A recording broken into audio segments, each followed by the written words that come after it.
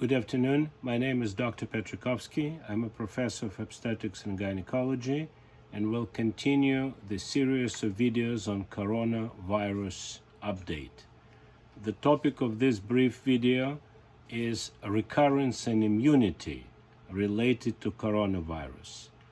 This is the most difficult topic because coronavirus is not that old, is only 3-month-old as far as epidemic, and therefore there was a lot of questions that are not answered. Traditionally, we know that from viral infections, there is a long-standing immunity. The whole concept of vaccination is to create that particular immunity and avoid disease. Regarding coronavirus, there have been disturbing data coming from South Korea that there is a 2.1% of the patients who tested negative retested positive. The question is that a real issue, and what goes on with immunity?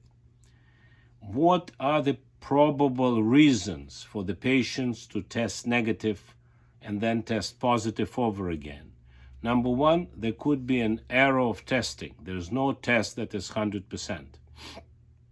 But we do use PCR technology, which is polymerase chain reaction, which is a very accurate test. So even if we assume that it could be false positive and false negative, 2.1 is a very high number. The other possible explanation, there could be either a reinfection with the virus, or the test is so sensitive that it can pick up the minute fragments of the viral RNA, and therefore patient can test positive again. The good news is that according to the CDC of South Korea, those patients who were reported to develop recurrent infection, they really didn't have it in a bad way.